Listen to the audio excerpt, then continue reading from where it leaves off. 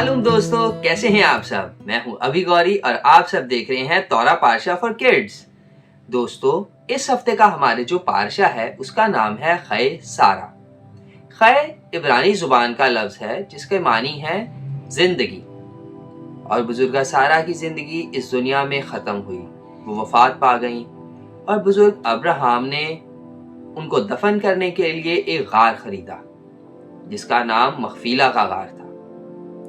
और बुजुर्ग अब्राहम ने उन्हें उस गार में दफन किया। तब बुजुर्ग अब्राहम की उम्र 137 वर्ष थी। और बुजुर्ग अब्राहम ने अपने नौकर से कहा कि मुझसे वादा कर कि तू केनानियों की बेटियों में से किसी को मेरे बेटे के साथ नहीं ब्याहेगा, बल्कि उसके लिए तू मेरे खानदान में जाएगा और वहां से उसके लिए बीवी ढूंढ के लाएगा। और उनके नौकर ने, जिनके लिए रवायत ये की जाती है, ख्याल किया जाता है कि वो अली अजहर दमिश्की थे, उन्होंने कहा कि अगर वो ना आना चाहे तो क्या मैं आपके बेटे को उस मुल्क में वापस ले जाऊं? तो बुजुर्ग अब्राहम ने कहा, हरगिज नहीं, तू मेरे बेटे को कभी वहां वापस मत लेके जाना, बल्कि अगर वो ना आना चाहे तो तू मेरी कसम से छूटा।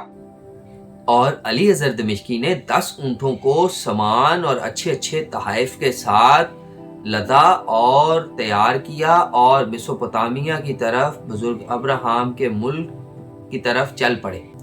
और वो चलते चलते नाहूर के शहर के पास पहुंचे और शाम के वक्त वो एक बाउली पर जाकर बैठे जहां औरतें पानी भरने आया करती थी। और बुजुर्ग अली अजहर ने कहा, अय खुदावंद मेरे आका अब्राहम के खुदा, अगर आपकी मेरे आका अब्राहम पर करम की नजर है तो आज मुझे इस काम में कामयाब कर दे और मेरा काम बना दे। और बुजुर्ग अली अजहर ने एक इम्तिहान सोचा।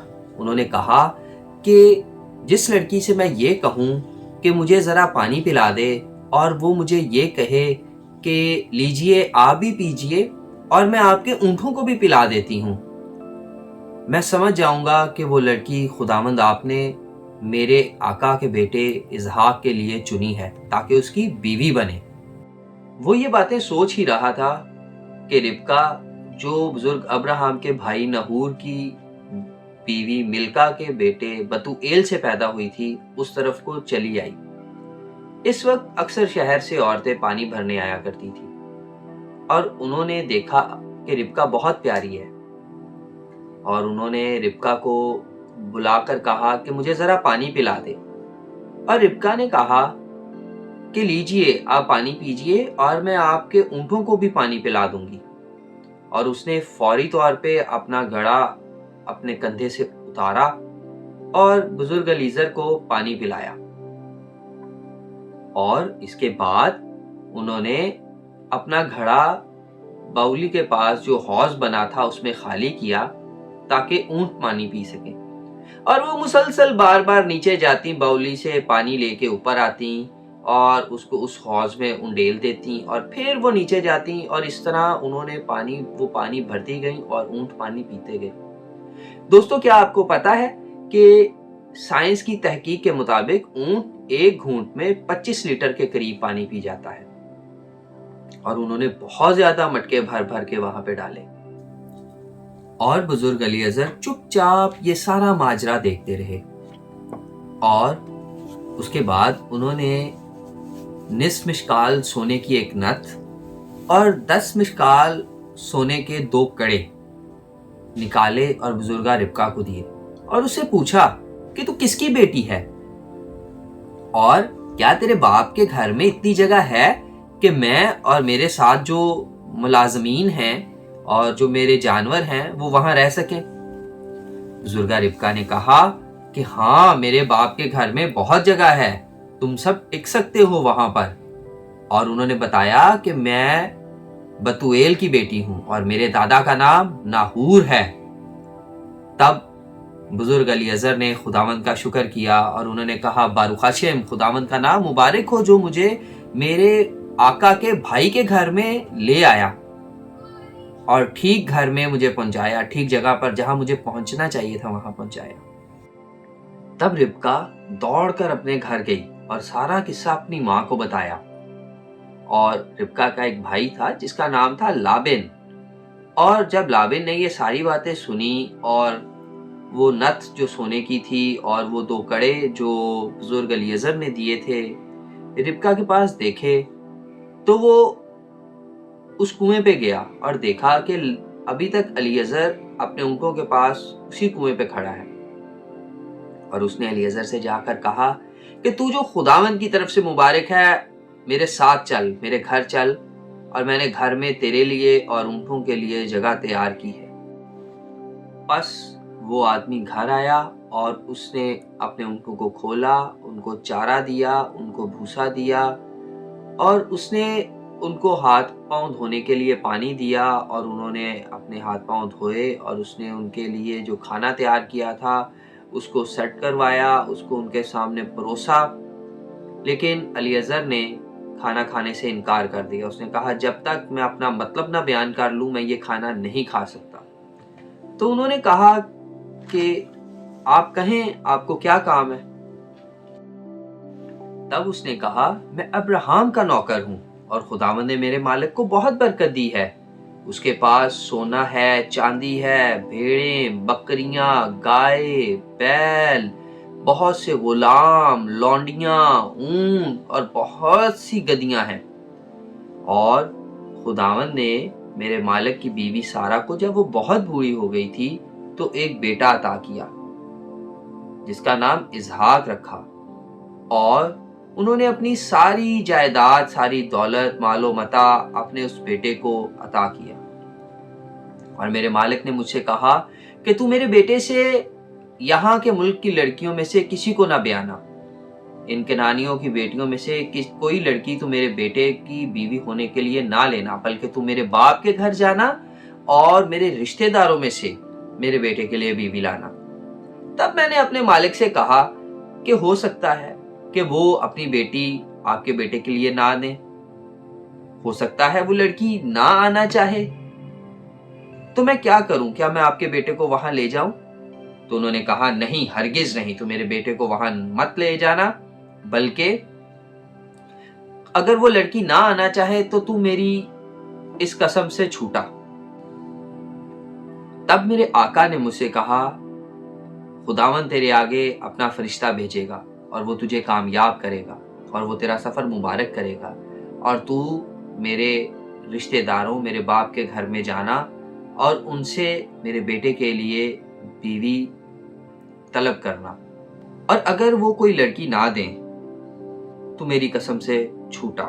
سو میں آج پانی کے اس چشمے پر آ کر کہنے لگا کہ خداوند اگر آپ کی میرے مالک پہ کرم کی نظر ہے اور آپ نے میرے سفر کو مبارک کیا ہے تو میرا کام بنا دیں، اور جس لڑکی سے میں یہ کہوں کہ مجھے ذرا پانی پلا دے اور وہ مجھے یہ کہے کہ لے تو بھی پی اور میں تیرے اونٹوں کو بھی پلا دیتی ہوں، تو وہ وہی لڑکی ہو جس کو آپ نے میرے آقا کے بیٹے کے لیے چنا ہے. اور اتنے میں ربکا اس چشمے پہ آئی اور ربکا سے میں نے کہا کہ مجھے پانی پلا دے، اور اس نے کہا لیجئے آپ بھی پیجئے اور میں آپ کے اونٹوں کو بھی پلا دیتی ہوں. اور اس نے مجھے پانی پلایا اور باقی پانی اس نے حوض میں انڈیلا اور بار بار جا کر باولی سے پانی بھر بھر کر لا کر حوض میں خالی کرتی رہی اور اونٹوں کو پانی پلاتی رہی. اور جب میرے اونٹ پانی پی چکے تو میں نے اس سے پوچھا کہ تو کس کی بیٹی ہے؟ اور اس نے مجھے بتایا کہ وہ بتوئیل کی بیٹی ہے اور اس کے دادا کا نام نحور ہے. تب میں نے خداوند اپنے خدا کا شکر کیا جو ٹھیک راہ پر چلا کر مجھے میرے آقا کے بھائی کے گھر لے آیا. سو اب اگر تم میرے مالک کے ساتھ کرم اور راستی سے پیش آنا چاہتے ہو تو مجھے بتا دو، ورنہ کہہ دو کہ میں دائیں یا بائیں مڑوں. جب یہ ساری باتیں لابن اور بتوئیل نے سنی تو انہوں نے کہا کہ ہم تجھے برا اور بھلا نہیں کہہ سکتے کیونکہ یہ سب بات خداوند کی طرف سے ہے. انہوں نے کہا دیکھ ربکا تیرے سامنے ہے، تو اسے لے جا اور خداوند کے قول کے مطابق اپنے آقا کے بیٹے اسحاق سے بیاہ دے. اور جب یہ ساری باتیں بزرگ ابراہام کے نوکر الیعزر نے سنی तो उसने झुककर ज़मीन पर खुदावंद के हुजूर सिजदा किया और खुदावंद का नाम मुबारक कहा, और बहुत सारे सोने चांदी के जेवर और बहुत सारे कीमती कपड़े और तोहफ़े जो वो साथ लेके आया था, उसने सब बुजुर्गा रिबका के खानदान वालों, उनके घर वालों को दी। और उसने और उसके साथ जो उसके खादमीन थे, उन सब ने उनके साथ बैठकर खाना खाया, बातें की, ज़ियाफ़त की और रात वहीं काटी। और सुबह उठते ही उन्होंने बुजुर्ग लाबन और बतूएल से कहा कि मुझे मेरे आका के पास रवाना कर दो।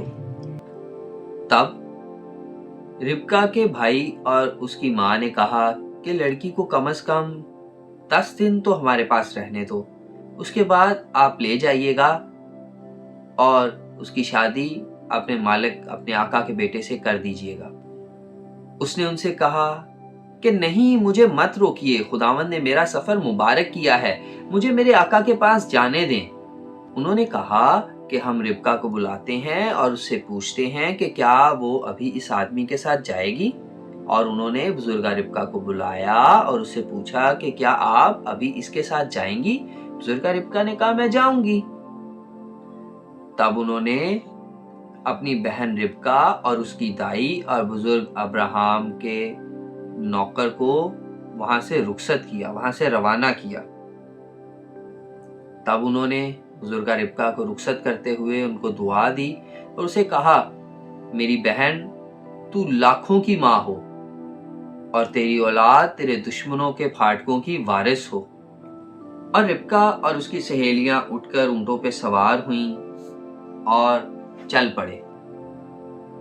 और शाम के वक्त बुजुर्ग इसहाक सोचने के लिए मैदान में गए और उन्होंने देखा कि दूर से ऊंट चलते आ रहे हैं।